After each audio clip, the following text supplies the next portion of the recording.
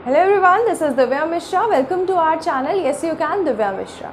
So in this video we are going to start a new chapter of class 9th, that is matter in our surrounding. Last year हम सिर्फ class 10th की बात करते थे और 9th class को हमने साइड कर दिया था, बट दिस ईयर हम 9th क्लास को भी अपने इस कैंपेन में इन्वॉल्व कर रहे हैं और 9th क्लास और 10th क्लास दोनों की हम प्रॉपर ट्यूशन्स आपको प्रोवाइड करेंगे, जैसे कि आप एक नॉर्मल ट्यूशन्स अपने स्कूल में जाके या अपने स्कूल से आने के बाद आप ज्वाइन करते हैं। तो होपफुली हमारा ये पैटर्न आपको पसंद आएगा और हम आगे भी इस पैटर्न को फॉलो करने वाले हैं। तो आ जाते हैं सीधा अपने चैप्टर में, that is matter in our surrounding. इसमें कुछ सबसे पहले जो हम टॉपिक्स पढ़ने वाले हैं, जो इस चैप्टर में हम टॉपिक्स कवर करने वाले हैं, हम उनकी बात कर लेते हैं। सबसे पहले हम मैटर समझेंगे कि एक्चुअली में मैटर होता क्या है। सबसे पहले आपको ये पता चलना चाहिए और आप ये क्लासीफाई करने के कैपेबल होने चाहिए कि येस दिस इज़ मैटर और yes this is not matter. तो आपको ये सबसे पहले डेफिनेशन बताई जाएगी और क्लासिफिकेशन आपको कैसे करना है, आपको समझ में कैसे आएगा कि क्या चीज़ मैटर है, क्या चीज़ मैटर नहीं है। दूसरा, फिर हम पढ़ेंगे फिजिकल स्टेट्स ऑफ मैटर। इस चैप्टर में हम फिजिकल स्टेट्स के बारे में पढ़ेंगे और नेक्स्ट चैप्टर में हम उसकी केमिकल स्टेट्स के बारे में पढ़ेंगे। तो यहाँ पे फिजिकल स्टेट्स ऑफ मैटर में आपके 5 स्टेट्स ऑफ मैटर आते हैं। अभी तक एज ऑफ नाउ आपने अभी तक स्टडी किया, पता हो तो वेल एंड गुड, और इन केस नहीं पता हो तो कोई बहुत बड़ी बात नहीं है। अभी तक आप सिर्फ 3 स्टेट्स ऑफ मैटर के बारे में जानते होंगे, that is solid, liquid and gas. But no, यहाँ पे 5 स्टेट्स ऑफ मैटर आपको इंट्रोड्यूस कराए गए हैं, that is solid, liquid, gas, plasma and Bose Einstein condensate. ठीक है, इसके बाद हम पढ़ेंगे फेज ट्रांसफॉर्मेशन के बारे में। हमने कितने फेजेस की बात की, सॉलिड, लिक्विड, गैस, प्लाज्मा और बोस-आइंस्टाइन के बारे में जस्ट एक इंट्रोडक्शन दिया गया है, बट आपको इसके बारे में बहुत ज़्यादा डीपली स्टडी नहीं करना है। आपको डीपली स्टडी करना है सॉलिड, लिक्विड एंड गैस के बारे में। तो इन्हीं तीनों के बीच का फेज ट्रांसफॉर्मेशन, मतलब सॉलिड से लिक्विड कैसे हम जाएंगे, लिक्विड से हम गैसियस स्टेट में कैसे जाएंगे, देन गैसियस से सॉलिड या सॉलिड से वापस से गैस, किस तरीके से हम ये ट्रांसफॉर्मेशन पढ़ेंगे, इसकी बात करेंगे। इसके बाद हमारा एक नया टॉपिक आएगा, दैट इज कंप्रेशन। कंप्रेशन, किसी चीज़ को कंप्रेस करना। आप कंप्रेशन किसी चीज़ का कर रहे हो, आप कौन सी स्टेट का कंप्रेशन करोगे, क्या करोगे, ये जब हम इसकी बात करेंगे तब समझेंगे। इसके बाद हम टेम्परेचर स्केल्स के बारे में पढ़ेंगे। आपने पक्का से ये तीनों टेम्परेचर स्केल्स पढ़े होंगे, that is Celsius, Fahrenheit and kelvin. ये तीनों के तीनों स्केल्स आप मोर और लेस अपनी लाइफ में यूज़ करते हो, तो इसके बारे में थोड़ा सा जानेंगे। देन लेटेंट हीट, ये इस पूरे चैप्टर का सबसे इम्पॉर्टेंट पार्ट है, latent heat. Latent heat 2 type की होती है, that is latent heat of fusion and latent heat of vaporisation. तो ये आपको समझना है। इसके बाद हम कुछ टर्म्स को समझेंगे। टर्म्स कौन कौन सी, कि मेल्टिंग क्या है, मेल्टिंग पॉइंट क्या होता है, हीटिंग क्या होती है, देन बॉइलिंग पॉइंट क्या होता है, फिर कुछ आपको इवापोरेशन के बारे में जानना है इस टॉपिक पे, और उसके ऊपर बेस्ड कुछ रीजनिंग्स हैं। ओवरऑल जब आप ये पूरा टॉपिक कवर कर लेते हो तो आपको इस चैप्टर की एक एक चीज़ पता होती है, चाहे वो रीजनिंग वाला पार्ट हो, चाहे कोई टेम्परेचर स्केल्स में थोड़ा सा मैथ्स आएगी, ये वाला पार्ट हो, तो ओवरऑल आप पूरा चीज़ कवर कर लोगे। ठीक है, तो आ जाते हैं वापस से अपने एक इंट्रो पे, जो हम सबसे पहले समझेंगे मैटर की डेफिनेशन। ठीक है, मैटर को छोड़ देते हैं और इस चैप्टर की सीधा जो नेमिंग है उस पर आ जाते हैं। इन आर सराउंडिंग्स, तो आप अपनी सराउंडिंग में देखो अभी क्या दिख रहा है। ओके फाइन, आप अभी ये वीडियो देख रहे हो तो आपके सामने फ़ोन होगा या लैपटॉप होगा, चेयर हो सकता है, टेबल हो सकता है, एंड ऑफ कोर्स एयर तो होगी ही। फिर हो सकता है कुछ मेटेलिक सब्सटेंसेस हो, और जब हम एयर की बात करेंगे तो एयर में होगा तो नाइट्रोजन भी होगा, ऑक्सीजन भी होगा।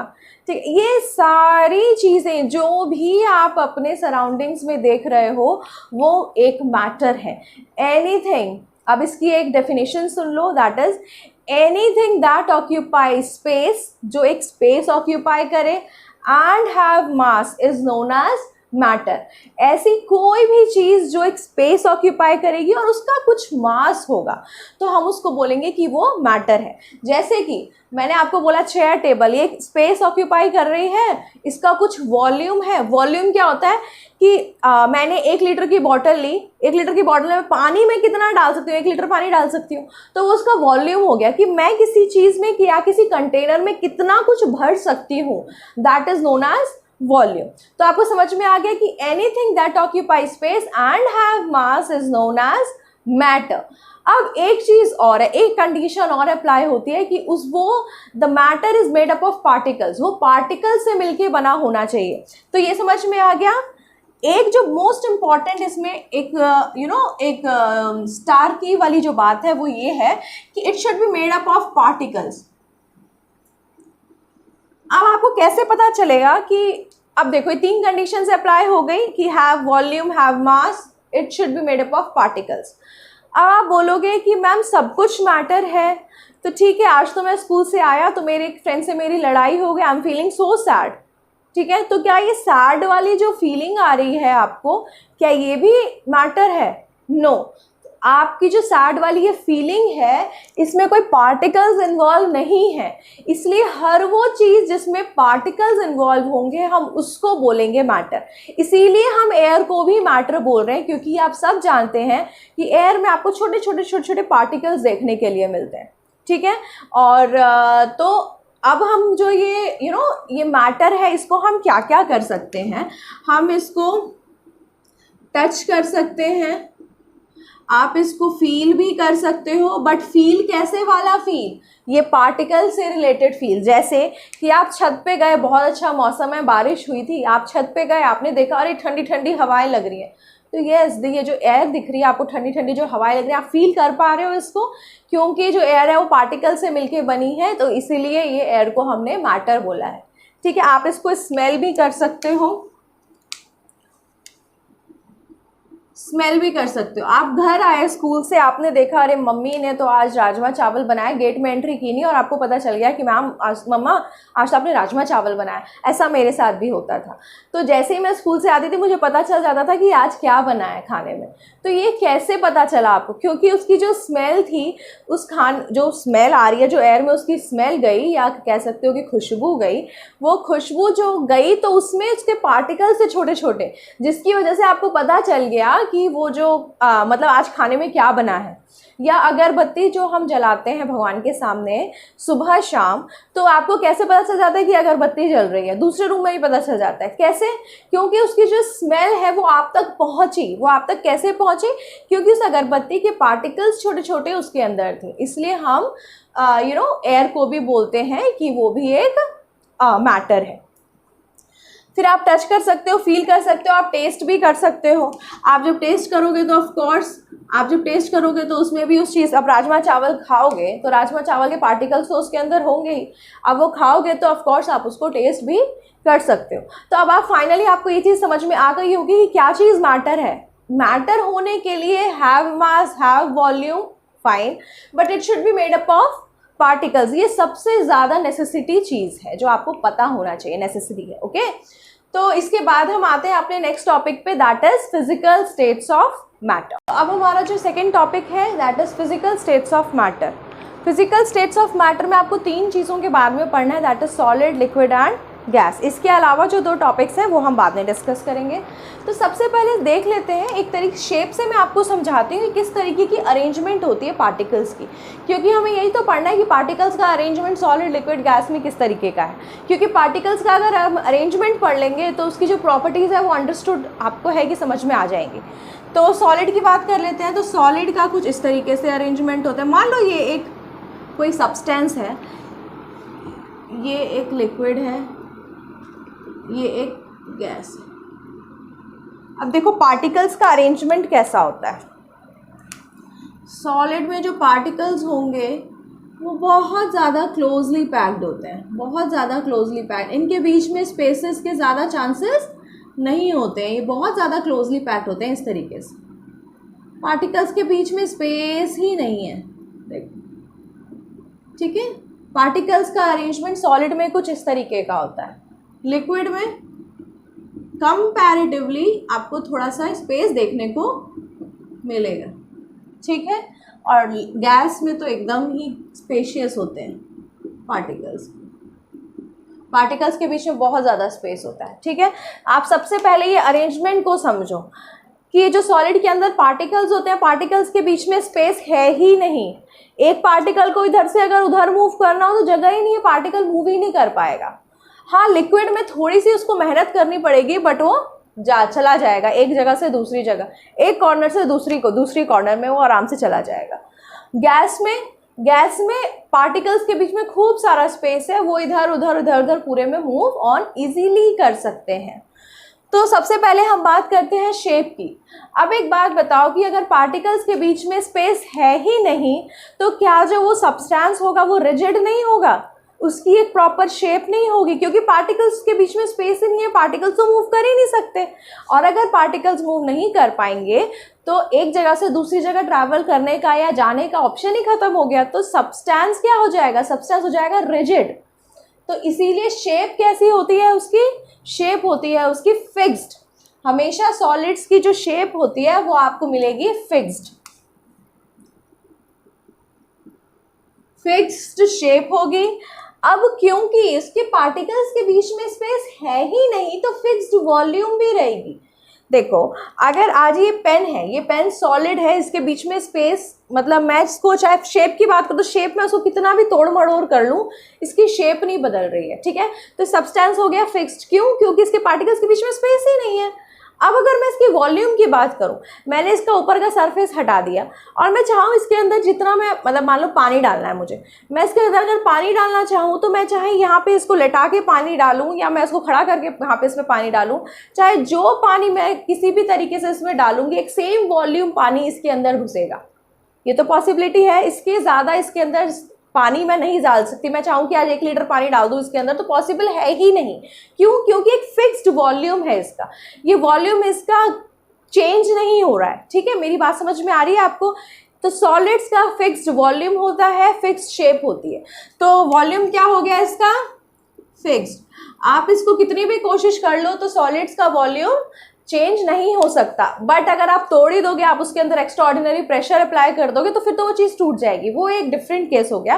बट नॉर्मल केस में solids are fixed and have fixed volume. अब देखो, अब मैंने बोला इंटरमॉलिक्यूलर स्पेसेस। इंटरमॉलिक्यूलर स्पेसेस क्या हो गया कि जो एक सब्सटेंस की मैं बात कर रही हूँ वो जिन जिन मॉलिक्यूल से मिलके बना है उनके बीच में स्पेस कैसा है, तो उन्हीं पार्टिकल्स को, उन्हीं मॉलिक्यूल्स को तो हम यहाँ पे पार्टिकल्स बोल रहे हैं। जो मॉलिक्यूल्स की मैं बात कर रही हूँ तो वो छोटे छोटे मॉलिक्यूल्स क्या, मैं पार्टिकल्स ही तो बोल रही हूँ। पार्टिकल्स के बीच में आपको स्पेस दिख रहा है, नहीं। तो यहाँ पे जो इंटरमॉलिक्यूलर स्पेसेस हैं ये होते हैं बहुत ज़्यादा कम। तो इंटरमॉलिक्यूलर स्पेसेस कैसे हो गए, मिनिमम मैं यहाँ पे इसलिए लिख रही हूँ क्योंकि हम तीनों में कंपेयर करेंगे इसके आगे, इसलिए मिनिमम, मॉडरेट या मैक्सिमम वाला टर्म्स हम यूज़ करेंगे। बल्कि आपको ये समझना है कि इंटरमॉलिक्यूलर स्पेसेस बहुत लेस होते हैं इनके बीच में, स्पेसेस इनफैक्ट ना के बराबर होंगे, ठीक है। अब फोर्थ ऑप्शन आता है हमारा इंटरमॉलिक्यूलर फोर्सेस। अब देखो, अगर एक क्लास है, अगर एक क्लास में मैं बोल रही हूँ, मान लो कि छोटी सी क्लास है, उसमें मैं एक साथ बोल रही हूँ कि 50 स्टूडेंट्स जाके बैठ जाओ, तो आपका क्या होगा, सारे 50 स्टूडेंट्स क्या करेंगे आपस में, मतलब बहुत ज़्यादा सट के बैठना पड़ेगा सबको, और सबको आसपास बहुत ज़्यादा कॉम्पैक्ट होके बैठना पड़ेगा। तो सब क्या करेंगे, अपने अपने फ्रेंड्स को अपने आसपास बिठा लेंगे और बोलेंगे भाई अब हम आराम से बातें करेंगे, हो जाएगा। तो यही होता है इंटरमॉलिक्यूलर फोर्सेस या कह लो इंटरमॉलिक्यूलर अट्रैक्शन। जब क्लास में बच्चे ज़्यादा होंगे तो सब अपने अपने फ्रेंड्स को अपने आसपास बिठा लेंगे, तो मतलब अट्रैक्शन कैसा हो गया, अट्रैक्शन अच्छा हो गया। तो वैसे ही सॉलिड्स के अंदर जब जो पार्टिकल्स हैं वो बहुत ज़्यादा कॉम्पैक्ट होते हैं, क्यों, क्योंकि इंटरमॉलिक्यूलर अट्रैक्शन या इंटरमॉलिक्यूलर फोर्सेस जो हैं वो बहुत ज़्यादा होते हैं। अगर कोई चीज़ किसी को अट्रैक्ट करेगी तो वो अपनी तरफ उसको खींच लेगी, तो अट्रैक्शन जब ज़्यादा होगा इसलिए तो पार्टिकल सारे क्लोजली पैक्ड हैं और एक दूसरे को अपने से दूर नहीं जाने दे रहे हैं, या मूवमेंट यहाँ पे सॉलिड्स में पॉसिबल नहीं है। तो इंटरमॉलिक्यूलर अट्रैक्शन कैसा हो जाएगा यहाँ पे, मैक्सिमम हो जाएगा। समझ में आ गई बात। अब हम आएंगे सीधा अपने लिक्विड्स पे। लिक्विड्स की शेप कैसी होती है, लिक्विड्स की शेप और लिक्विड की वॉल्यूम हम समझते हैं। लिक्विड की शेप फिक्स्ड हो सकती है। आज एक कंटेनर, मैंने 1 लीटर की बॉटल में जो पानी डाला, वो पानी अगर मैं प्लेट में डाल दूं या किसी बाउल में शिफ्ट कर दूं, तो क्या पानी की शेप चेंज हुई, यस हो गई। आज वो अभी वो शेप की बॉटल मैं उसे बाउल में डालूंगी तो वो बाउल की शेप ले लेगा। मैं उसे किसी प्लेट में डालूंगी या किसी और बॉटल, डिफरेंट शेप की बॉटल में डालूंगी तो वो उसकी शेप ले लेगा। इसीलिए जो वॉल्यूम है, जो शेप है, लिक्विड्स की वो फिक्स्ड नहीं होती। It depends on the container कि आप किस टाइप के कंटेनर में उसको पुट कर रहे हो, उस टाइप की शेप ले लेगा। तो इसीलिए the shape of the liquid is not fixed, not fixed. But same example के साथ अब आप ये समझो कि अगर 1 लीटर की बॉटल का पानी मैंने बाउल में डाल दिया तो क्या वॉल्यूम चेंज हुई? हाँ, शेप चेंज हो गई। अभी उसने शेप ले लिया उस बाउल की, बट वो 1 लीटर जो वाटर था, वो 1 लीटर वाटर चाहे आप बाउल में डालो, चाहे कंटेनर में डालो, चाहे किसी भी प्लेट में डाल दो, तो डिफरेंस तो कुछ भी नहीं हुआ। क्यों? क्योंकि इसकी जो वॉल्यूम होती है वो होती है फिक्स्ड। ठीक है, तो इसकी वॉल्यूम होती है फिक्स्ड। अब आप इसके वापस से डायग्राम पे आओ और देखो कि पार्टिकल्स का जो इंटरमॉलिक्यूलर स्पेसेस है वो कैसे हैं। क्या सॉलिड से ज़्यादा स्पेस है इनके बीच में? सॉलिड में तो मैंने बोला कि एक साथ क्लासरूम मैंने 100 बच्चे डाल दिए, सबसे पीछे वाले बच्चे को बोल रही हूँ कि बेटा कम टू द बोर्ड, तो वो क्या इजीली आ पाएगा? नहीं आ पाए, क्योंकि इतने कॉम्पैक्ट होके बच्चे बैठे हुए हैं। बट लिक्विड स्टेट में क्या हुआ है, मैंने 50 स्टूडेंट्स को बाहर निकाल दिया और क्लास से सिर्फ 50 स्टूडेंट्स बचे हैं। अब मैं अगर सबसे पीछे वाले बच्चे को बोलूँगी बेटा आके आ जाओ बोर्ड पे काम करो ये, तो वो आ जाएगा ना इजीली? हाँ, थोड़ी मेहनत करनी पड़ेगी, इधर से उधर आना पड़ेगा, कुछ बच्चों को इधर से उधर करना पड़ेगा, बट वो इजीली आ जाएगा। ठीक है, तो यही वाली सिचुएशन लिक्विड्स में है। लिक्विड्स में मतलब मूवमेंट पॉसिबल है। क्यों? क्योंकि इंटरमॉलिक्यूलर स्पेसेस हैं अवेलेबल। सॉलिड्स में तो स्पेसेस थे ही नहीं, पॉसिबिलिटी ही नहीं थी कि बच्चे मतलब लास्ट वाला स्टूडेंट सबसे आगे फ्रंट में कुछ काम कर ले आके, नॉट पॉसिबल। बट लिक्विड्स में पॉसिबिलिटी है क्योंकि इंटरमॉलिक्यूलर स्पेसेस अवेलेबल हैं। बट हमारे जो ये सॉलिड्स थे इनके अंदर बिल्कुल भी स्पेसेस अवेलेबल नहीं थे। तो हम कह सकते हैं कि ये चीज़ है मॉडरेट। अब हम आते हैं इंटरमॉलिक्यूलर फोर्सेस की। इंटरमॉलिक्यूलर फोर्सेस सॉलिड्स में ज़्यादा थे। क्यों? क्योंकि स्पेस नहीं था, सारे पार्टिकल्स ने एक दूसरे को अपने से जोड़ रखा था, ये कह सकते हैं अपनी तरफ अट्रैक्ट कर रखा था। बट यहाँ पे हमें स्पेसेस दिख रहे हैं, तो हम कह सकते हैं कि इंटरमॉलिक्यूलर फोर्सेस उस हिसाब की नहीं है जिस हिसाब के सॉलिड्स में थे।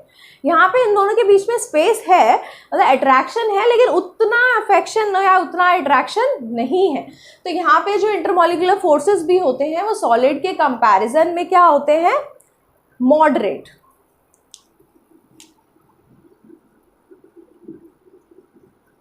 मॉडरेट। अब हम आ जाते हैं गैस पे। गैस के पार्टिकल्स आपको किस तरीके से दिख रहे हैं? बहुत, they are far apart, they can easily move, उनके लिए कोई भी बाउंड्रीज नहीं है। आप बाउंड्रीज खोल दोगे तो वो पूरे में फैल जाएंगे। क्यों? क्योंकि पार्टिकल्स के बीच में खूब स्पेस है, वो इजीली मूव कर सकते हैं इधर से उधर। ठीक है, तो हम कह सकते हैं कि ना इसकी शेप फिक्स्ड है। आज अगर एक कंटेनर में एक खाली कंटेनर पड़ा है, और खाली है मतलब उसके अंदर क्या है? गैस है। अब वो गैस है, उस गैस का उस कंटेनर का मैंने जो उसकी लिड थी वो खोल दी। वो जब उसकी लिड खोल दूंगी तो गैस पूरे में फैल जाएगी। ठीक है, तो उसका क्या कोई फिक्स शेप हुआ? नो। फिक्स्ड वॉल्यूम अभी एक कंटेनर में थी तो कंटेनर की वॉल्यूम ऑक्यूपाई कर रखी थी। अब मैंने उसको खोल दिया तो पूरे रूम में फैल गई, दैट मीन्स पूरे रूम की वॉल्यूम उसने ऑक्यूपाई कर ली। तो जो इसका शेप है या वॉल्यूम है, ये दोनों ही फिक्स्ड नहीं होते, नॉट फिक्स्ड, और ये भी नॉट फिक्स्ड। और अब जब हम ये दोनों चीज़ें समझ चुके हैं तो हम गैस की भी इजीली समझ जाएंगे। इंटरमॉलिक्यूलर स्पेसेस कैसे होते हैं, उसके अंदर मैक्सिमम स्पेस बहुत होता है, इसीलिए जो गैस के पार्टिकल्स हैं वो इजीली इधर उधर पूरे में मूव कर जाते हैं। तो ये जो हो जाएगा मैक्सिमम। अब एक बात बताओ कि इंटरमॉलिक्यूलर फोर्सेस कैसे होंगे? यहाँ पे सबसे ज़्यादा फोर्सेस थे सॉलिड में। क्यों? क्योंकि पार्टिकल्स के बीच में स्पेस नहीं था। यहाँ पे मॉडरेट हुआ क्योंकि हल्का फुल्का स्पेस अवेलेबल था। बट गैसेस में तो इतने दूर दूर पार्टिकल्स हैं कि अट्रैक्शन या फोर्सेस तो हम कहेंगे कि एकदम है ही नहीं। ठीक है, तो बोलेंगे मिनिमम। तो इंटरमॉलिक्यूलर अट्रैक्शन या फोर्सेस क्या हो गए? यहाँ पे मिनिमम है। अब हमें ये तीनों चीज़ें समझ में आ गई हैं। सॉलिड्स में जो पार्टिकल्स होते हैं वो काफ़ी ज़्यादा क्लोजली पैक्ड होते हैं, they have fixed shape, fixed volume. Intermolecular forces कैसे होते हैं? यहाँ पे मैक्सिमम होते हैं, और इंटरमॉलिक्यूलर स्पेसेस होते हैं यहाँ पे मिनिमम, क्योंकि पार्टिकल्स काफ़ी ज़्यादा क्लोजली पैक्ड है। देन लिक्विड्स में शेप इनकी not fixed, volume is fixed, intermolecular spaces यहाँ पे कैसे होंगे, मॉडरेट, और यहाँ पे इंटरमॉलिक्यूलर फोर्सेस भी कैसे होंगे, मॉडरेट। क्यों? क्योंकि यहाँ पे हल्का फुल्का स्पेस भी अवेलेबल है और जो अट्रैक्शन है पार्टिकल्स के बीच में वो है भी और नहीं भी है, ठीक है, हल्का फुल्का स्पेसेस अवेलेबल हैं। बट गैसेस में ये इनकी ना फिक्स शेप है ना फिक्स वॉल्यूम है, इंटरमॉलिक्यूलर अट्रैक्शन यहाँ पे ना के बराबर है और इंटरमॉलिक्यूलर स्पेसेस बहुत ज़्यादा मैक्सिमम है, ठीक है। तो होपफुली आपको ये सब समझ में आ गया होगा। इसके बाद हम दो जो आपकी new physical states of matter आपको इंट्रोड्यूस कराए गए हैं उनकी बात करते हैं।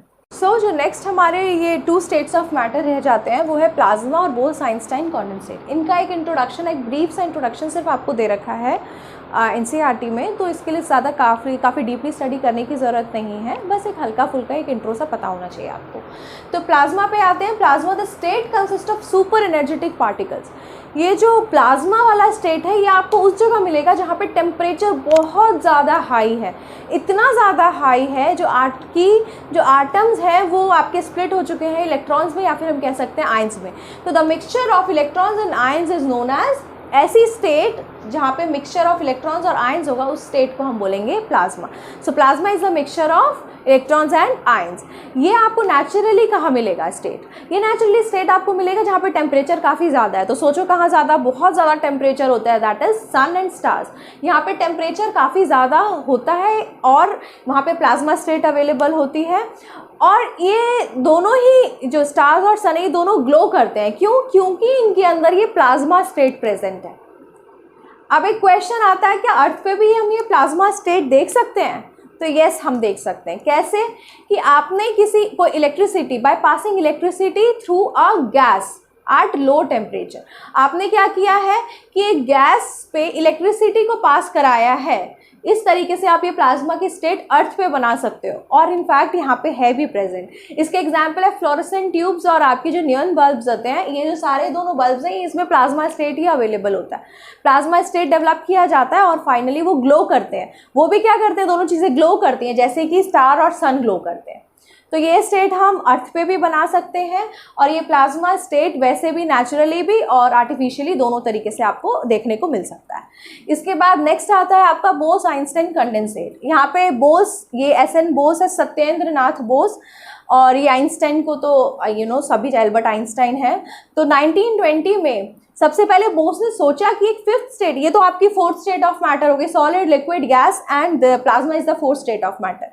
तो उन्होंने सत्येंद्र नाथ बोस ने सिर्फ एज्यूम किया कि हाँ कुछ ऐसा 5th स्टेट ऑफ मैटर हो सकता है। तो एल्बर्ट आइंस्टाइन, उन्होंने जो कुछ कैलकुलेशंस की, अब एल्बर्ट आइंस्टाइन ने क्या किया, उन कैलकुलेशंस को प्रेडिक्ट किया कि हाँ इस तरीके की चीज़ आगे प्रेजेंट फ्यूचर में आ सकती हैं। फिर फाइनली 3 साइंटिस्ट ने, ये कैटरेल, कॉर्नेल और वीमन, इन तीनों ने अचीव किए फाइनली ये state of matter that is Bose Einstein condensate. क्योंकि ये इसका जो इनिशिएटिव है, जो इनिशिएटिव के स्टेप्स है, ये दोनों बोस ने और मतलब सत्येंद्र नाथ बोस ने और एल्बर्ट आइंस्टाइन दोनों ने मिलकर उठाए थे, तो इसीलिए उनके ऊपर ही इसका नाम रखा गया है। अब ये स्टेट में होता क्या है, अब स्टेट में क्या करते हैं हम, एक गैस को जिसकी डेंसिटी बहुत कम है, डेंसिटी क्या होता है, मास पर यूनिट वॉल्यूम, मतलब किसी एक पर्टिकुलर वॉल्यूम में जो उसके गैस के पार्टिकल्स हैं वो बहुत कम है, बहुत कम, मतलब नॉर्मल गैस से हमने 100 ऑफ टाइम्स उसने उसको जो पार्टिकल्स है उसको कम किया हुआ है। तो उसकी डेंसिटी हो गई कम। क्यों? क्योंकि उसमें पार्टिकल्स उस गैस के कम हैं, ठीक है। तो उस कम डेंसिटी वाली गैस में हमने कूल किया, सुपर लो टेम्परेचर तक हम उसको लेके गए, एकदम कूल, मतलब यहाँ पे क्या टेम्परेचर काफ़ी ज़्यादा आई है, यहाँ पे जो पार्टिकल्स हैं वो इतने ज़्यादा एनर्जेटिक है कि वो स्प्लिट हो गए आयंस में और इलेक्ट्रॉन्स में। इसका कह सकते हो कि जस्ट ऑपोजिट है, इसमें आपको टेम्परेचर काफ़ी ज़्यादा लो रखना है, ठीक है, बाय क्या तो है, cooling a gas of extremely low density to super low temperature. यहाँ पे सुपर लो टेम्परेचर तक आप उसको लेके गए, ठीक है। और ये बोस-आइंस्टाइन कंडेंसेट हो गया और ये हो गया प्लाज्मा। इसके बाद हम पढ़ेंगे अपने फेज ट्रांसफॉर्मेशन, क्योंकि आपने फेजेस देख लिए हैं, सॉलिड, लिक्विड, गैस, इन दोनों को खास आपको पढ़ने की ज़रूरत नहीं होती है, बट सॉलिड, लिक्विड, गैस के अंदर कैसे फेज ट्रांसफॉर्मेशन होता है, सॉलिड से लिक्विड, लिक्विड से गैस, देन गैस से सॉलिड, इस तरीके से ट्रांसफॉर्मेशन हम कैसे करेंगे, हम इसकी बात करेंगे। सब टॉपिक हमारा आ रहा है फेज ट्रांसफॉर्मेशन। फेज ट्रांसफॉर्मेशन, हम फेजेस में ट्रांसफॉर्म होंगे, मतलब डिफरेंट फेजेस में। तो सबसे पहले एक कॉन्सेप्ट समझ लेते हैं कि इसके पीछे का कॉन्सेप्ट क्या है। तो हीटिंग हमेशा एक्सपेंशन करती है। हीटिंग कॉजेज, यहाँ पे मैं ये दोनों कॉन्सेप्ट आपके लिख रही हूँ। हीटिंग कॉजेज एक्सपेंशन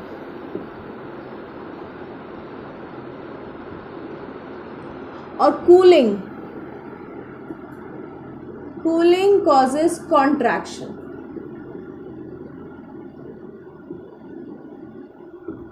ठीक है, अब इसका एक प्रैक्टिकल एग्जांपल मैं आपको बताती हूँ। जैसे कोई भी चीज़, मान लो कोई दाल है या कोई भी आपने सब्ज़ी बनाई, वो सब्ज़ी है, अगर उस सब्ज़ी को जब हम गरम रखते हैं तो आप देखते हो कि वो थोड़ा सा लिक्विड स्टेट में रहता है और सब चीज़ें आपको प्रॉपर दिख रही हैं, उसमें लिक्विड है, थोड़ा सा एक्सपेंशन है थोड़ा सा उसके पार्टिकल्स के बीच में। अगर उस सब्ज़ी को हम फ्रिज में रख देंगे और उसके बाद हम उसको निकालेंगे या थोड़ा सा टाइम बाद निकालेंगे तो हम देखेंगे वो पूरा सा गाढ़ा सा हो जाता है। इसको बोलते हैं कॉन्ट्रैक्शन। ऐसा लगता है कि पार्टिकल्स उसके काफ़ी ज़्यादा कॉन्ट्रैक्टेड हैं। ठीक है, फिर हम उसको जब गर्म करते हैं तो फिर वापस से वो एक्सपेंशन हो जाते हैं पार्टिकल्स का। फिर आपको दिखेगा कि सब्जी थोड़ी सी थोड़ा सा पानी है, थोड़ा सा लिक्विड स्टेट आपको फिर वापस से दिखना शुरू हो जाएगा। तो ऐसा क्यों होता है? क्योंकि जो हीटिंग है, हीटिंग हमेशा एक्सपेंशन करती है, पार्टिकल्स के बीच में क्या करती है, स्पेसेस प्रोवाइड करती है, स्पेसेस बनाती है। कैसे? क्योंकि आपने हीट किया। Heating is what? Heating is a kind of energy. तो जैसे ही आप पार्टिकल्स को हीट देते हो तो उसके पार्टिकल्स ऐसे ऐसे मूव करने लगते हैं। ठीक है, पार्टिकल्स मूव करते हैं तो उसके बीच में जो स्पेसेस हैं वो बढ़ जाते हैं। और वैसे कूलिंग क्या करता है? कूलिंग करता है उसके पार्टिकल्स के बीच में जो स्पेस है उसको और कॉन्ट्रैक्ट कर देता है, पार्टिकल्स काफ़ी ज़्यादा क्लोज आ जाते हैं। हीटिंग क्या करेगा? पार्टिकल्स को दूर दूर करेगा। अब चीज़ समझते हैं, जैसे कि कोई सॉलिड लिया, मैंने सॉलिड लिया, सॉलिड के बीच में पार्टिकल्स के बीच में एकदम स्पेसेस ना के बराबर है। ठीक है, सॉलिड में तो जब मैं इसको हीट करती हूँ, जब हीट कोई चीज़ करते हैं तो आपने देखा होगा कि रिएक्शंस में हम ये ट्राइंगल का साइन यूज़ करते हैं कि जब हम किसी चीज़ को हीट प्रोवाइड कराते हैं तो आप जब इसको हीट करोगे तो इसके जो पार्टिकल्स होंगे इसके बीच में स्पेसेस आ जाएंगे। मतलब जो पार्टिकल्स इस तरीके से थे उनके बीच में अब ये पार्टिकल्स क्या हो गए? पार्टिकल्स एक्साइट हो गए। ये पार्टिकल्स एक्साइट हो गए तो इधर उधर मूव करना शुरू कर दिया। तो फिर इनके बीच का जो ये स्पेस था ये धीरे धीरे बढ़ता चला गया और पार्टिकल्स अब आ गए लिक्विड स्टेट। जैसे कोई सॉलिड समझ लो, आपने आइस जब मेल्ट करते हैं, आइस जब मेल्ट करती है तो कौन सी स्टेट में आती है? लिक्विड स्टेट में। क्यों आती है? क्योंकि उसके जो पार्टिकल्स के बीच में स्पेस पहले एकदम क्लोजली पैक्ड थे, अब क्या हो गए हैं वो पार्टिकल्स? अब वो पार्टिकल्स के बीच में स्पेस आ गया है, इसीलिए वो लिक्विड स्टेट में हो गया है। अब मैंने लिक्विड पानी तो आ गया, पानी स्टेट में लिक्विड स्टेट में आ गया, मैंने उसको और हीट प्रोवाइड किया, मैंने उसको और हीट किया।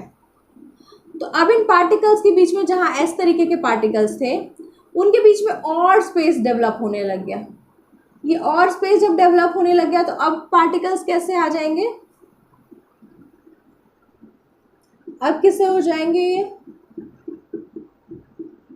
पार्टिकल्स का अरेंजमेंट इस तरीके से हो जाएगा कि अब उसके अंदर जो पार्टिकल्स के बीच में स्पेस था वो और ज़्यादा बढ़ गया है। ऐसा क्यों हुआ? क्योंकि अब क्या हुआ, जो लिक्विड के पार्टिकल्स के बीच में स्पेस थे वो और स्पेसेस बढ़ गए। क्यों? क्योंकि पार्टिकल्स के अंदर हीटिंग एनर्जी आई, हीट एनर्जी की वजह से वो पार्टिकल्स और ज़्यादा एक्सपैंड हो गए। ठीक है, इसीलिए हीट कॉजेज एक्सपेंशन। अब मैं वेपर को जब कूल करूँगी, आपने देखा होगा कि बारिश का जो पूरा ये फिनोमिनन है किस तरीके से होता है ये पूरा प्रोसेस।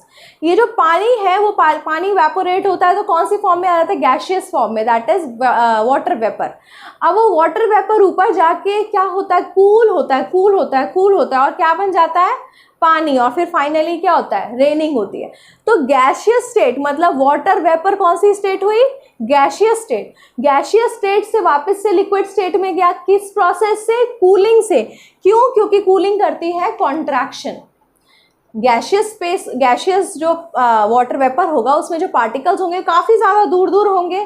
जब उनको कूल किया होगा तो वापस से जो पार्टिकल्स हैं वो आपस में क्लोजली आए होंगे, आपस में पास आए होंगे, इसीलिए वो वापस से लिक्विड स्टेट में हो गया। जैसे कि अब ये तो हमने सॉलिड बोला है, ये हमने बोला है कि ये लिक्विड है एंड दिस इज गैस। अब गैस मतलब आप ये समझो कि वाटर वेपर वाला फॉर्म है। मैं आपको रिलेट कर रही हूँ ये चीज़ें। तो ये वाटर वेपर वाला फॉर्म है, इसको हमने क्या किया? कूल किया। कूल किया तो वापस से इसके पार्टिकल्स कैसे आ जाएंगे, अब पास पास आ जाएंगे। तो कौन सी स्टेट आएगी, इंटरमीडिएट स्टेट, लिक्विड आएगी।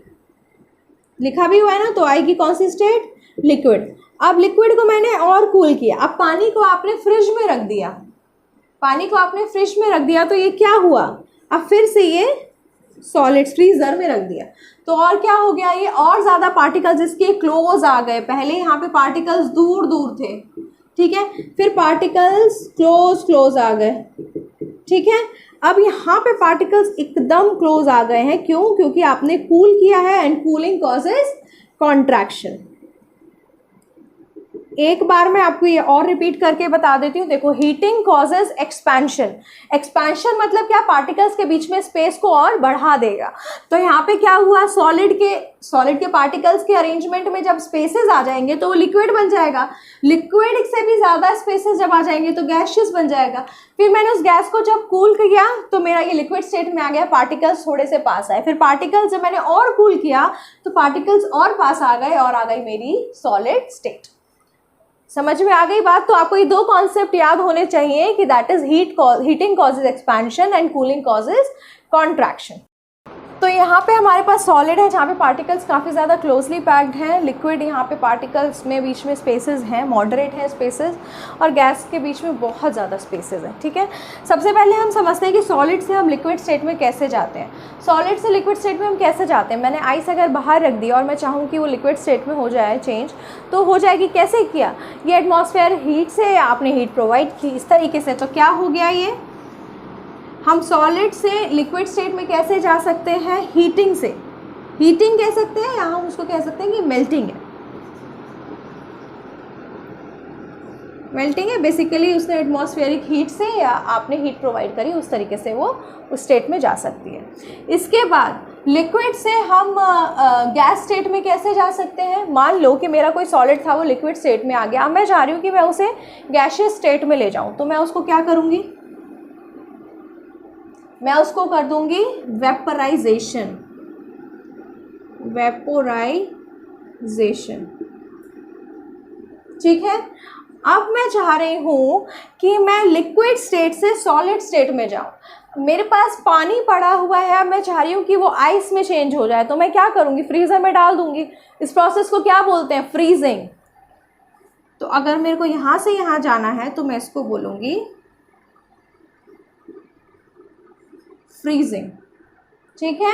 फ्रीजिंग भी बोल सकते हैं या फिर सॉलिडिफिकेशन भी बोल सकते हैं, ठीक है। अब मैं चाह रही हूँ कि गैसियस स्टेट से मैं लिक्विड स्टेट में जाऊँ, तो ये हमने देखा था क्या था, गैसियस स्टेट में से अगर मुझे लिक्विड स्टेट में जाना तो कंडेंसेशन होता है। कैसे कि जो वाटर वेपर होता है वो ऊपर जब जाता है तो बादल बनते हैं, वो ठंडे होंगे ठंडे होंगे ठंडे होंगे और ठंडे होके कूलिंग की वजह से वो लिक्विड स्टेट में चेंज हो जाएंगे। जब बादल मतलब ओवरवेट हो जाएंगे तो बादल से क्या हो जाएगा, जो पानी था वो बाहर आ जाएगा, that is in the form of raining. तो मैं गैसियस स्टेट से लिक्विड स्टेट में कैसे जा सकती हूँ, इसको बोलते हैं हम कंडेंसेशन, कंडेंसेशन बोलते हैं, ठीक है। अब देखो, हम समझ चुके हैं कि सॉलिड से लिक्विड कैसे जाना है, लिक्विड से गैस कैसे जाना है, गैस से लिक्विड कैसे जाना है और लिक्विड से वापस से सॉलिड स्टेट में कैसे आना है। बट क्या कुछ ऐसा पॉसिबल है, क्या ऐसा ट्रांसफॉर्मेशन पॉसिबल है कि सॉलिड से चीज़ सीधा गैस में चेंज हो जाए without the intermediate phase of liquid.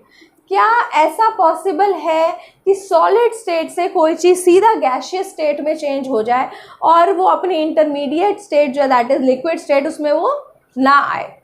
ऐसा पॉसिबल है? यस पॉसिबल है। इस प्रोसेस को हम बोलते हैं सब्लिमेशन,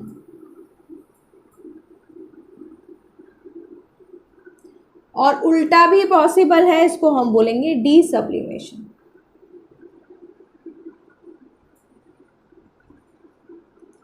अब देखो कुछ एग्जाम्पल्स हैं, सारे सॉलिड सीधा सीधा गैसियस स्टेट में नहीं चेंज होते। कुछ सॉलिड्स हैं, आपके एनसीईआरटी में आपको कुछ नाम इंट्रोड्यूस किए गए हैं, जैसे कि ड्राई आइस। ड्राई आइस हो गया, नैफ्थलीन बॉल्स हो गई, कैम्फर हो गया या फिर अमोनियम क्लोराइड हो गया। सबसे पहले ड्राई आइस की बात करते हैं। Dry ice it is a solid form of carbon dioxide. ये किस चीज़ में यूज़ होता है, देखो जो आप थिएटर्स में देखते हैं ना, ये फॉग वाला इफेक्ट, तो फॉग की जो मशीन होती है उसमें ये ड्राई आइस यूज़ की जाती है, जिसकी वजह से वो ना थिएटर्स में थिएटर वाला इफेक्ट देता है या फॉगी इफेक्ट देता है, ठीक है। इसलिए हम उसको ड्राई आइस को यूज़ करते हैं थिएटर्स में एक इफ़ेक्ट देने के लिए कि फॉगी वेदर दिखाना हो या आइस दिखानी हो, तो इस तरीके से हम उसको उस ड्राई आइस को यूज़ करते हैं। It is a solid form of carbon dioxide. इसके अलावा नैफ्थलीन बॉल्स, मैं लिख देती हूँ यहाँ पे एग्जाम्पल्स आपके सब्लिमेशन के। Dry ice, naphthalene balls. ये नैफ्थलीन बॉल्स क्या होती है मैं आपको बताती हूँ। जब आप देखते होगे कि ठंड के कपड़े जब आप बेड में रखते होगे या किसी तरीके से किसी ट्रॉलीज में रखते होगे सेट करके, तो आप उसके साथ कुछ कुछ नैफ्थलीन बॉल्स, एक वाइट कलर की बॉल्स आती हैं इस टाइप की छोटी छोटी बॉल्स, ये छोटी छोटी बॉल्स आप डाल देते होगे। इस तरीके की छोटी छोटी बॉल्स डालने से क्या होता है, वो कपड़ों में से एक तो स्मेल नहीं आती है और कीड़े लगने का डर भी हट जाता है, क्योंकि मॉइस्चर की वजह से जहाँ पे मॉइस्चर मिलेगा वहाँ पे कीड़े लगने का डर रहता है। तो ये नैफ्थलीन बॉल्स क्या करती हैं, सीधा ही ये सॉलिड सॉलिड बॉल्स आपको दिखेंगी छोटी छोटी, और ये बॉल सीधा अपने अंदर से गैस को इवेपोरेट करती हैं। जैसे जैसे हीट उसके ऊपर पड़ेगी या एटमॉस्फेरिक हीट से भी, एटमॉस्फेरिक प्रेशर से वो बॉल्स क्या होंगी, सीधा ही गैसियस स्टेट में चेंज होंगी, और without any intermediate state of liquid. इसमें कोई लिक्विड स्टेट नहीं आएगा, सीधा ही वो गैस में चेंज होगी, और वो गैस की वजह से जो जो कीड़े लगने का डर है वो ख़त्म हो जाता है, वहाँ पे कीड़े नहीं लगते हैं। कह सकते हैं कि मॉइस्चर नहीं आता, मॉइस्चर आ जाएगा जहाँ पे, तो वहाँ पे तो कीड़े लग ही जाएंगे, इसलिए उसको अवॉइड करने के लिए हम नैफ्थलीन बॉल्स डालते हैं। इसके अलावा कैम्फर, कपूर, कपूर तो सभी जानते होंगे, हम जब उसको जलाते हैं तो वो सीधा ही गैसियस स्टेट में चेंज होता है, कोई इंटरमीडिएट स्टेट लिक्विड नहीं आती। इसके अलावा अमोनियम क्लोराइड। इनके 4 नाम आपको, ये 4 एग्जाम्पल्स पता होने चाहिए, ताकि अगर आपसे कोई सब्लिमेशन पूछे कि क्या ऐसा पॉसिबल है कि सॉलिड से चीज़ सीधा गैस में चेंज हो जाए, तो हाँ पॉसिबल है by the process of sublimation. तो अब हमारा ये टॉपिक आता है कंप्रेशन का। कंप्रेशन आप समझ रहे हो कि आप किसी चीज़ पे प्रेशर अप्लाई कर रहे हो और वो चीज़ कंप्रेस कर रहे हो, ठीक है, मतलब वो चीज़ को कॉन्ट्रैक्ट कर रहे हो, इस तरीके से आपका ये प्रोसेस काम करता है। तो ये है हमारा सिलेंडर, ये है हमारा सिलेंडर, ठीक है, और ये है पिस्टन। ये सिलेंडर और पिस्टन कुछ इस तरीके से, और इसके अंदर है हमारी एयर, एयर के पार्टिकल है, और एयर कह रहे हैं गैस है, sorry gas, this is gas. Gas के टर्म्स में बात कर रहे हैं क्योंकि हम स्टेट्स की बात कर रहे हैं यहाँ पे। तो ये है आपकी गैस, यहाँ पे है पिस्टन। पिस्टन क्या और सिलेंडर कुछ इस तरीके से प्लेस्ड है कि कहीं से भी गैस की आउटलेट पॉसिबल नहीं है, मतलब गैस जो है वो यहीं पे प्रेजेंट है, कहीं से भी बाहर नहीं निकल पा रही है। यहाँ पे कॉर्क्स लगी हुई है और कहीं से भी गैस के बाहर निकलने का चांस नहीं है। आप ऊपर से प्रेशर अप्लाई कर रहे हो, आप यहाँ से अप्लाई कर रहे हो प्रेशर। आप जब इस पे प्रेशर अप्लाई कर रहे हो, आपने पिस्टन को नीचे कर दिया, यहाँ पे पार्टिकल्स क्लोज आ गए, ठीक है, पार्टिकल्स क्लोज आ गए आपके। आपने और प्रेशर एक्सर्ट किया और आपने इस पे प्रेशर डाला, अभी भी एक गैसियस फॉर्म में है, ठीक है, गैस के जो पार्टिकल्स थे वो क्लोज आ गए। यहाँ पे आपने और प्रेशर किया तो यहाँ पे जो था ये लिक्विड स्टेट में, यहाँ पे ये लिक्विड स्टेट हो गया। ये कौन सा स्टेट हो गया, लिक्विड। वो जो गैस के पार्टिकल्स थे, गैस के पार्टिकल्स कैसे होते हैं, फार अपार्ट होते हैं, दूर दूर होते हैं, बहुत ज़्यादा स्पेशियस होते हैं, और इंटरमॉलिक्यूलर अट्रैक्शंस बहुत कम होते हैं, कह सकते हैं मिनिमम नेग्लिजिबल होते हैं।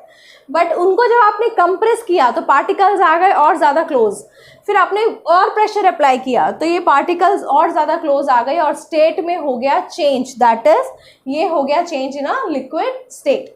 तो अभी हमने पढ़ा था कि गैसियस स्टेट से हम लिक्विड स्टेट में कैसे आ सकते थे, कूलिंग से।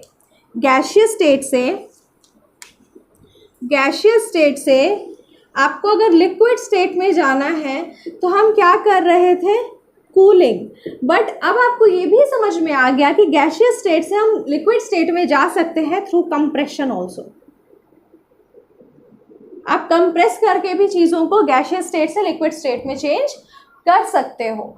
तो इसीलिए मैंने आपको क्या बताया था कि कूलिंग क्या करता है, कूलिंग करता है पार्टिकल्स को कॉन्ट्रैक्ट, कूलिंग कॉजेस कॉन्ट्रैक्शन। तो ये एक तरीके से क्या कर रहा है, पार्टिकल्स क्या कर रहे हैं, ये भी कॉन्ट्रैक्ट कर रहे हैं। तो कंप्रेशन भी क्या कर रहा है, सेम चीज़ ही कर रहा है जो कूलिंग ने किया है। इसीलिए गैस से लिक्विड स्टेट में चेंज होने के लिए हम कह सकते हैं कि cooling works and compression also works. इसके बाद हम बात करेंगे डिफरेंट टेम्परेचर स्केल्स की। तो नेक्स्ट टॉपिक हमारा अब आता है टेम्परेचर स्केल्स। तो आपने नोटिस किया होगा कि आपने सेल्सियस वर्ड भी सुना हुआ है, फ़ारेनहाइट भी सुना हुआ है, केल्विन भी सुना हुआ है। ये सारे टेम्परेचर स्केल्स आपने अपने डे टू डे लाइफ में सुने होंगे, बट किसकी कहाँ रिक्वायरमेंट है। देखो सेल्सियस हम यूज़ करते हैं, जैसे हम लोगों का body normal body temperature 37 degree Celsius है, तो हम इसकी बात करते हैं। फिर केल्विन हम लेबोरेटरीज़ में यूज़ करते हैं। लेबोरेटरीज़ के जो थर्मोमीटर्स होते हैं, लेबोरेटरीज़ के जो थर्मोमीटर होते हैं वो काउंट करते हैं टेम्परेचर। टेम्परेचर बेसिकली ये टेम्परेचर स्केल्स हैं क्या, ये हीट को ही तो काउंट कर रहे हैं। ये it is basically use to count the quantity of heat only. तो यहाँ पे ये हम लेबोरेटरीज़ में केल्विन यूज़ करते हैं, और जो डॉक्टर्स यूज़ करते हैं वो होता है फ़ारेनहाइट। डॉक्टर्स जो यूज़ करते हैं, डॉक्टर्स, अगर आप लोगों का, हम लोगों को कोई फीवर होता है, कुछ होता है, तो जब हम डॉक्टर के पास जाते हैं तो वो जो हमारा टेम्परेचर काउंट करते हैं वो फ़ारेनहाइट में करते हैं, ठीक है। तो सेल्सियस तो हम लोगों को पता है, 37 degree Celsius is our normal body temperature. तो सेल्सियस इज़ ओके। सेल्सियस के लिए आज सच कोई आपका फॉर्मूला नहीं है। आप इजीली, मतलब अगर आपको कोई एक भी चीज़ पता होगी तो आप इजीली ये निकाल सकते हो। मैं बताती हूँ आपको कैसे। तो केल्विन का सबसे पहले हम फॉर्मूला समझेंगे कि केल्विन और डिग्री सेल्सियस होता है, डिग्री फ़ारेनहाइट होता है, ठीक है। और केल्विन को हम सिंपली के से लिखते हैं, और इसको भी हम डिग्री सेल्सियस से लिखते हैं। इस तरीके से हम इसको डिनोट करते हैं। तो केल्विन के लिए हम यूज़ करते हैं कि टेम्परेचर जितना भी होगा एट, मतलब इतना पर्टिकुलर कोई सेल्सियस होगा, कितना भी सेल्सियस हो सकता है, तो इसको हम टी सी से नोट करते हैं कि टेम्परेचर कौन से स्केल पे, सेल्सियस वाले स्केल पे, ठीक है। प्लस हम कर देते हैं इसमें 273 डिग्री को ऐड। 273 को हम जब ऐड कर देते हैं तब हमारा ये आ जाता है केल्विन का जितना भी होगा टेम्परेचर काउंट हो जाएगा। जैसे कि अगर मैं ये 37 डिग्री सेल्सियस लेती हूँ तो 37 डिग्री सेल्सियस प्लस ये 273 को जब मैं कर दूंगी तो मेरा जो टेम्परेचर आएगा वो केल्विन में आ जाएगा। दैट इज़ यहाँ पे हो गया 17 दैट इज़ 310 डिग्री सेल्सियस। समझ में आ गया आपको। तो ये हो गया मेरा केल्विन में टेम्परेचर। अगर अब मैं चाहूँगी कि मैं फ़ारेनहाइट में निकालूँ, मान लो कि किसी बच्चे को या किसी को फीवर हो गया, तो उसका जो नॉर्मल बॉडी टेम्परेचर था वो था 37 डिग्री सेल्सियस, ठीक है। उतने सेल्सियस से उसका टेम्परेचर 3 डिग्री और बढ़ गया। तो अब सेल्सियस में उसका टेम्परेचर कितना हो गया, 37 degree Celsius plus 3 degree Celsius, तो कितना हो गया 40 डिग्री सेल्सियस। अब ये टेम्परेचर लेके वो डॉक्टर के पास गया, वो टेम्परेचर लेके डॉक्टर के पास गया तो उसने क्या देखा, देखो फ़ारेनहाइट में जो टेम्परेचर काउंट करने का तरीका है वो ये है कि 9/5 सी क्या यहाँ पे है, ये टेम्परेचर जो डिग्री सेल्सियस पे है, प्लस आपको करना होता है 32, ठीक है। तो जब ये बच्चा जब डॉक्टर के पास गया तो उसको कितना डिग्री फ़ारेनहाइट टेम्परेचर वो बताएंगे डॉक्टर। देखो 9/5 सेल्सियस में कितना है 40, तो ये इसका यहाँ पे कुछ नहीं होता है तो क्या होता है इनटू होता है। तो इनटू आप कर दोगे 40 और प्लस करना पड़ेगा आपको 32।